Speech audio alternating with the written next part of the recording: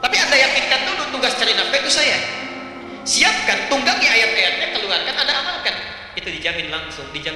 Rizki orang serumah diturunkan oleh Allah di tangan Anda para pria. Rizki orang satu rumah, 6-6-nya.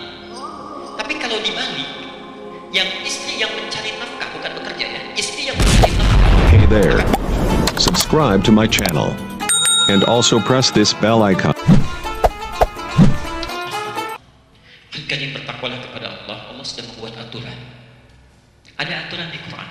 Quran surah An-Nisa, jawabannya ayat ke-34. Pelan-pelan. An-Nisa ayat ke-34. Itu ada pembagian 2 tugas. Dan uniknya nanti orang Jepang yang praktekkan, ya. Mereka punya programnya. Anda harus bedakan bekerja dengan mencari nafkah itu lain. Ya, bekerja dengan mencari nafkah itu lain. Ya. Seorang suami ketika akan menikah, ingat ya, bukan ketika telah menikah, akan menikah, itu ditegaskan oleh Quran, tugasnya akan menjadi imam. Imam, pemimpin. Ya, pemimpin, jelas ya. Ar-rijalu qawwamuna 'alan nisa. Kalau Allah sudah menyebutkan pemimpin, berarti 2 aspek, dunia dan akhiratnya. Ya. Aspek akhirat itu pemimpin dalam ibadah spiritualnya. Di bapak bisa, mohon maaf, di Masjid Al-Ihsan jadi makmum, pulang ke rumah jadi imam. Ya. Sifat seorang imam artinya jadi pendahulu, dia mimpin, yang dipimpin mengikuti bacaan imam, gerakan imam, dan seterusnya. Bagaimana Anda bisa menjadi imam kalau tidak mengerti bacaannya, tidak tahu gerakannya?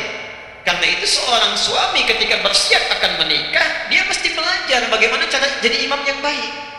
Tidak mungkin seorang ditugaskan jadi pilot kalau tidak bisa mengendarai pesawatnya. Ya. Tidak mungkin jadi masinis kalau tidak bisa mengendarai keretanya, itu nggak mungkin. Karena itu belajar. Minimal perbaiki bacaan Qurannya, perbaiki. Ya. Kan tidak menarik kalau ada ayah diperbaiki oleh anaknya yang 5 tahun. Bertakwalah kepada Allah. Anak antum sudah bisa memperbaiki, antum sendiri nggak memperbaiki, dan akan ditanya, kamu yang jadi imam kenapa tidak disempurnakan? Ya. Pernah ada kisah yang kami terima beberapa waktu yang lalu, saya pernah sampaikan. Makanya kalau bapak ibu kedatangan seorang pemuda, ya, kata Nabi, yang diridhoi baik akhlaknya itu segera nikahkan. Kedatangan seorang pemuda yang akhlaknya paling bagus, ya. Kan ada 4 yang biasanya ukurannya. Tuli jamaliha, karena cantiknya, karena gantengnya, ya. Walaupun itu relatif ya. Orang bilang cantik relatif, kalau jelek mutlak katanya. Jadi kan itu ukuran, ya. Yang kedua, hartanya. Ini seringkali salah memahami. Hartanya itu disebutkan kaya, bukan. Kalau untuk perempuan yang bisa memanage harta suami dengan baik, untuk perempuan. Jadi kalau misalnya laki-laki mencari calon istri, carilah calon istri yang bisa memanage harta suaminya dengan baik. Cari, jangan melebihi kemampuan. Misal Anda kemampuan dapat 5 juta, cari istri yang zakat mualnya aja salahnya sudah 10 juta misal. Gak akan nyambung, ya. Nah, tapi kalau laki-laki, termasuk juga perempuan nanti, ya, yang ketiga nasab. Ketiga nasab. Di 1 kecantikan, ya, keindahan. Yang kedua itu harta benda. Ketiga nasab. Asal muasal, keturunan dari siapa dia, ditelusuri dari orang baik atau yang kurang baik, lingkungannya seperti apa, pendidikannya seperti apa, untuk menyesuaikan. Tapi yang keempat, didiniha, karena agamanya, akhlaknya. Khusus untuk laki-laki, kalau ibu kedatangan seorang laki-laki, bapak, ternyata akhlaknya bagus, luar biasa, agamanya kuat, itu segera terima. Sayang kalau kehilangan. Taribat yada, Allah akan jamin beruntung dalam rumah tangganya. Ya. Tidak cukup dengan amin, cek dulu, lihat ya. Ada yang datang, lihat. Pernah ada seorang kiai kedatangan langsung 3 orang pelamar. Saya dapat cerita itu kisah. Itu tahu diperebutkan, nah perempuannya cantik, baik, ditanya kan, Masya Allah. 3 datang, kamu siapa anak pertama? Saya Anas Pak. Ya udah baca surat An-Nas. Bacakan An-Nas, kemudian selesai, ya sudah cukup bagus. Kamu nak yang kedua? Saya Torik Pak katanya. Ya udah baca surat At-Torik. Wassamai wal Tariq. Selesaikan, baik, selesai. Yang ketiga belum ditanya udah pucat. Kamu siapa nak? Saya Imran Pak katanya. Saya Imran. Belum selesai, tapi panggilan sehari-hari kulhu Pak katanya. Ya, panggilan sehari-hari kulhu. Masya Allah. Dia dapat cerita. Tapi Masya Allah, mohon maaf, Tapi ini nyata, saya pernah sampaikan juga di sini. Tapi ini percakapan nyata waktu di Panjalu pulang ke Garut. Nggak tahu apa ada hubungan yang tidak dengan kisah ini. Tapi yang kedua ini pertanyaan yang real nyata disampaikan. Ustadz, bagaimana hukumnya? Ada seorang pemuda menikah, dia nggak pernah baca Quran, cuma hafal surat Al-Ikhlas, Qul huwallahu ahad, itu saja. Setelah menikah qadar Allah diberi jalan oleh Allah. Ya, ibu mertuanya minta diimami di rumahnya. Nggak keluar dulu, subuh baca Qul huwallahu. Begitu maghrib jahar Qul huwallahu lagi. Ya. Begitu isya kata ibu mertuanya, nah nggak apa-apa lah. Yang rakaat pertama Qul huwallahu, yang kedua mohon ganti surat lain ya. Anaknya nggak jawab. Begitu takbir waladdallin, rakaat kedua dia begini. Masya Allah. Ditunggu-tunggu dikira berpikir cari ayat, ternyata itu berbelok begini. Mah, boleh nggak Qul huwallahu lagi kan? Itu nyata ditanyakan pada saya di Garut. Apa hukumnya orang sholat seperti itu? Saya bilang batal pasti sholatnya dan dia mesti belajar. Maka Anda yang sudah siap menjadi seorang suami itu mesti belajar. Nah, dalam hal urusan kepemimpinan dunia itu pun sama.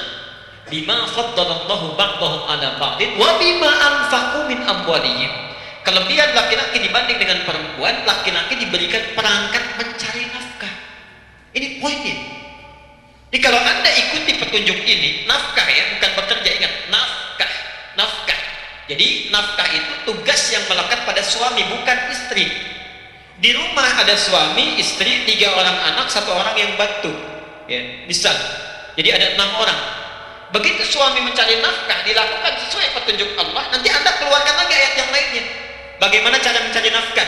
Kalau ingin yang standar, Al-Baqarah 168, itu sama dengan non-muslim, sama aja. Kalau ingin agak cepat, nyarinya nggak susah, datang rezekinya mengalir dengan mudah, Al-Baqarah 172. Kalau nggak terlalu lama tapi cepat sekali datangnya, bahkan belum minta sudah turun, baru gerak dikit aja, itu Masya Allah. Al-A'raf 96, ada turunannya ya. Tapi Anda yakinkan dulu tugas cari nafkah itu saya. Siapkan, tunggangi ayat-ayatnya, keluarkan, Anda amalkan, itu dijamin langsung rezeki orang serumah diturunkan oleh Allah di tangan Anda barangkali. Rizki orang satu rumah 6 gitu. Tapi kalau dibalik, yang istri yang mencari nafkah, bukan bekerja ya, istri yang mencari nafkah, maka jangan harap rizki orang serumah akan diturunkan pada istri. Tidak, hanya untuk pribadinya saja, kecuali dalam keadaan tertentu. Makanya seorang perempuan yang bertugas mencari nafkah, selama suaminya mampu dia mencari, itu akan selalu banyak masalah di rumah tangganya dan selalu kurang, karena keberkahan tidak masuk, keberkahan tidak hadir. Nah, kalau suami sudah mencari nafkah, perempuan ada hobi bekerja, ada yang dagang ya, macam-macam dan sebagainya, itu tidak dilarang. Cuma bahasa riwayatnya disebut kamu sulit nantinya, capek, tugas terabaikan. Sebagian tanggung jawab yang harus melekat pada diri perempuan yang tidak bisa diselesaikan oleh laki-laki, tertunda, minimal terabaikan.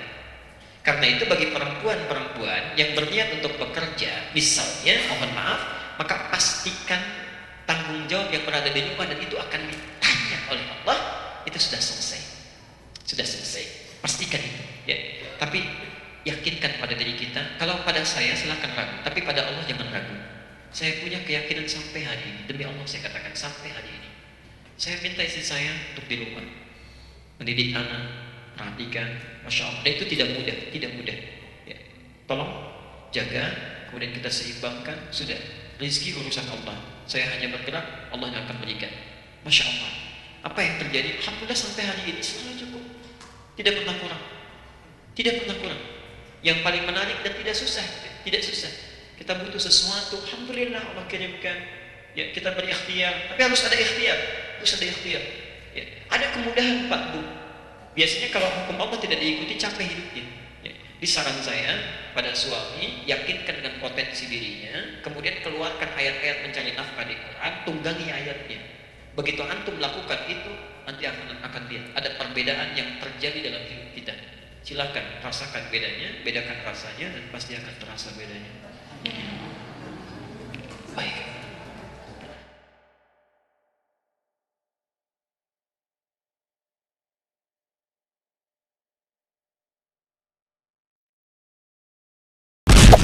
Hey there. Subscribe to my channel. And also press this bell icon.